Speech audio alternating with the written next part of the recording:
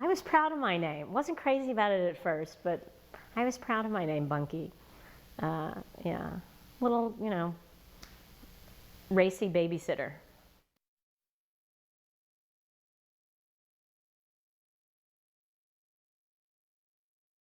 I shot over 100 national TV commercials. After Colgate, I did a lot of, I did many toothpaste commercials. Colgate, Close Up, Crest. Of course, for a certain period of time after I shot one toothpaste commercial, I couldn't do another. But I also did a lot of feminine hygiene products. One of my favorite shoots was for Playtex tampons. It was in Puerto Rico, and much to my delight, it rained for about a week. So we got to just laze around in Puerto Rico before we actually shot the commercial. I'm running around on a beach showing how free I can be with Playtex tampons. But that was a fun shoot. And yeah, one of my bigger commercials was Fabergé Organic Shampoo. I was the Fabergé Organic Shampoo girl after Heather Locklear. And I actually sung for the audition, You'll Tell Your Friends, and so on and so on. And that was a fun shoot also. That I stayed at the Beverly Hills Hotel. We went to some field at 5 o'clock in the morning in a hot tub, singing, I told my friends try Fabergé shampoo. So that was good. And then I also did an entire print campaign along with that in Vogue and 17 magazine. So that was exciting. My mom was proud of that one.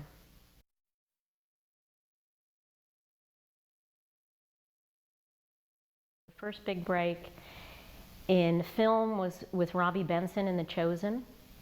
A small part, but I played his girlfriend, and then moved on to soaps. Started an episode of Tales from the Dark Side, and then got Alone in the Dark. And then after that, some bigger starring roles in other films.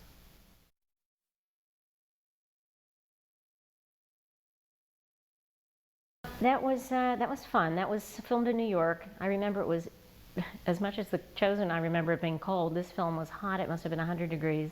We filmed it in a brownstone on the Upper West Side, and I remember it taking a long time. The director was, I don't even remember who directed it, but was definitely a perfectionist. And unlike Alone in the Dark, that was very laid back, easygoing, this was definitely an intense atmosphere. And I had to do a dance scene. I remember the dance scene with Robbie, and I just remember, as much as Alone in the Dark was they allowed the spontaneity and some improvisation, this was step by step, an angle, so I felt as though I couldn't use my real skills in as an actor. It was probably my weirdest audition. It was in a modern, glass building in New York, and I remember Jack Shoulder instructing me on this modern couch in this modern office building, to imagine being terrified with a knife coming up from the couch and how I would react. So here I am, feeling that all of New York City is looking in on this glass structure. And I'm jumping around on this couch, terrified, screaming that, knife is coming up. Afterwards thinking, they must think I'm a lunatic, because I did play it up. I got the impression that the film was somewhat campy, so I thought that was what they were striving for. And remember shortly thereafter getting a call that, actually no, I came back for another audition and was told right then and there that I got it. And I remember calling my mom and being very excited on the cab ride home. So that was it.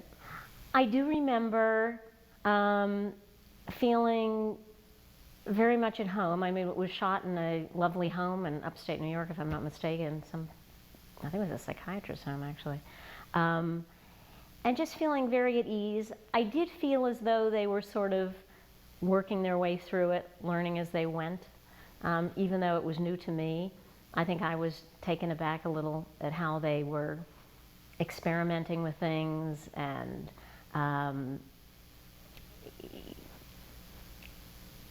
what can I say? It was sort of a learning process I could see for them as well.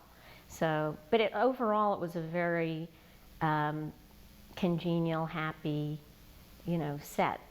We were all sort of learning together. So it was very laid back. It was definitely awkward, especially me. I'm a late bloomer. Wasn't even dating at the time, so. I mean, we were friendly, not really to a level that I felt comfortable with. Certainly not at the intimate level that the scenes required, but he was very nice. I forget his name, but it was fine. What can I say? It's acting, you have to do what you have to do. So it was fine. We had to rehearse a lot. I'm definitely a risk taker, though, and they were concerned about my moving around so quickly and pretty spontaneously. They were worried, obviously, for fear that I would get hurt, because it was a real knife. And but we really blocked it through. It did take a while blocking that and rehearsing that. But it was fun. It was exciting, and it took a while, yes. It was, as much as I was enthusiastic and wanted it to look real, and I didn't want to hold back in being too afraid. I think the director was more fearful than I was, about my getting hurt. So it was fun. That was all me. That was all me. And they had talked about, getting a stand-in, or let's maybe shoot it in pieces. And I said, no, let's go for it. On that note, actually, I think they realized how much of a risk taker and how real I wanted to be. I'm a member of Actors Studio, studied with Lee Strasberg. I wanted it to look real. I didn't want it to be in bits and pieces, and I wanted it to flow. The strangulation scene, they were going to actually rig me up somehow so that he could choke me with my being rigged. And I said, no, I can handle this. Let him pick me up by my neck. And they were a little taken aback. But I am a dancer, and actually I'm double jointed. I'm a contortionist. So I said, I have total body control. Let's try it. So with tensing my neck up, he literally picked me up. And it was fine. It didn't bother me. I mean, obviously, we couldn't hold that scene for, hours. But anyway, I remember that also, that they were amazed that they had gotten all this rigging equipment and everything to have me have me supported, and yet we ended up just he physically picked me up by my neck. And anyway, I wanted to share that with you.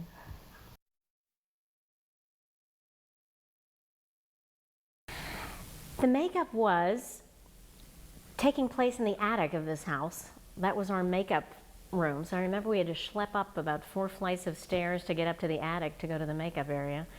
And I remember it was heavy makeup. More of what I remember, though, is having to retake it several times, so it really looked as though we were falling out of the closet. There was actually a mattress on the floor that we had to fall onto. And so we just had to make it look as real as we could. I don't remember the makeup being that tiresome, though, or taking that long. But I remember thinking I looked pretty dead when I saw the movie, and when I saw photos of that shoot, of that particular scene. Well, of course, my parents thought it was a little racy, given the fact they saw my chest. It was exciting, it was definitely campy, and I got a good review from Janet Maslin in the New York Times. I was happy about that. And I remember going to see the movie by myself in New York. I was not dating. And I went with sunglasses and a hat on because I didn't want to be seen. I don't like watching myself on film. And I remember leaving the movie theater and a crowd of people came over to me, thinking I was in disguise, but asking for my autograph. So it was exciting, definitely exciting, and the big screen, yeah.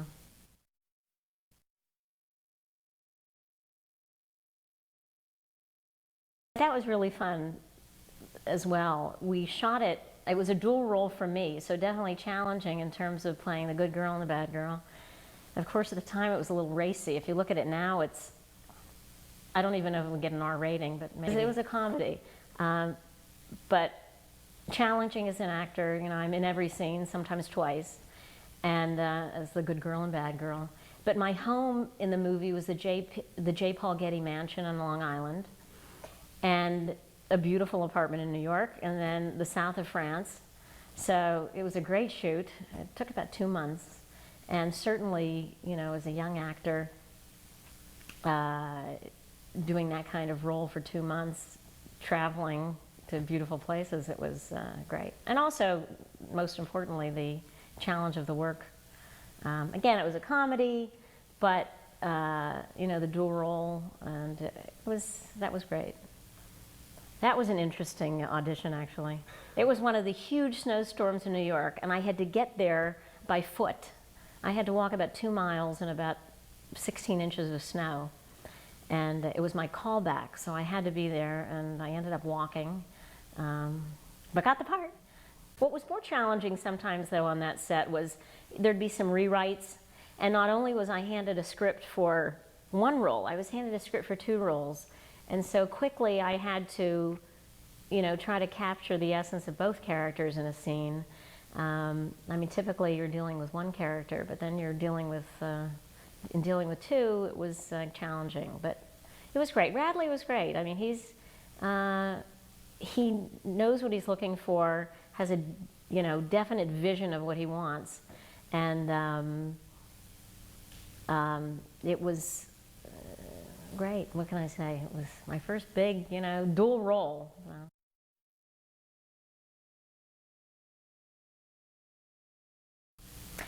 I'm a workaholic. I like being productive, and I do not like sitting around waiting for my next audition or the phone to ring. So I started to work for a real estate advertising company that wanted an actress. They would pay by the hour, very high price by the hour. I could make my own hours, still auditioning on the side, to bring in real estate clients, developers. So without knowing anything about real estate advertising, within a month, I had gotten all of these accounts, was so successful, they made me a vice president at this real estate advertising company, large company. Again, I knew nothing about real estate advertising.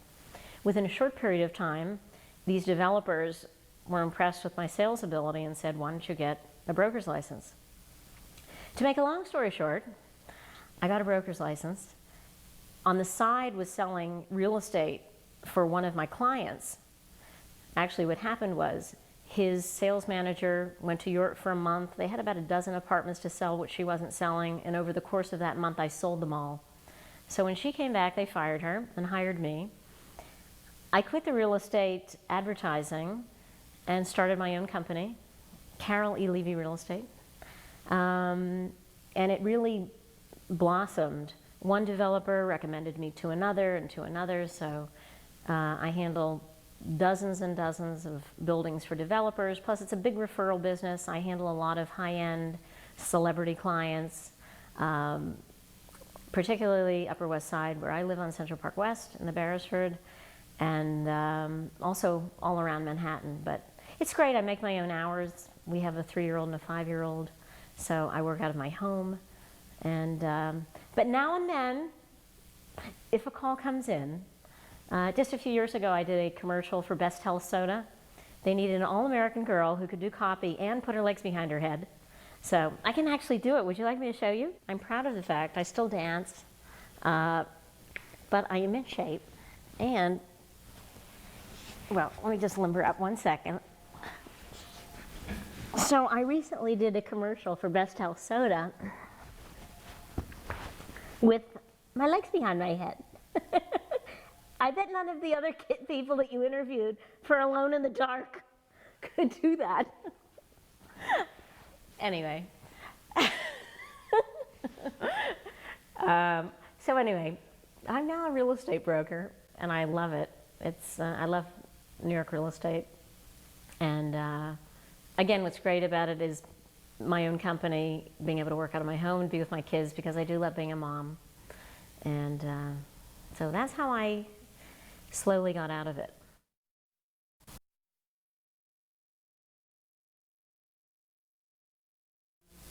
Don't be afraid to be alone in the dark. And actually, of course, there was a new Alone in the Dark. This is the real one. This is the original. This is the best. Go out, buy it. You'll enjoy it.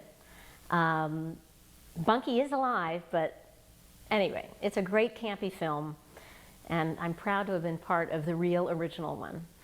And proud of even the name Bunky, which I wasn't thrilled about at first, but anyway, Bunky says have fun with it.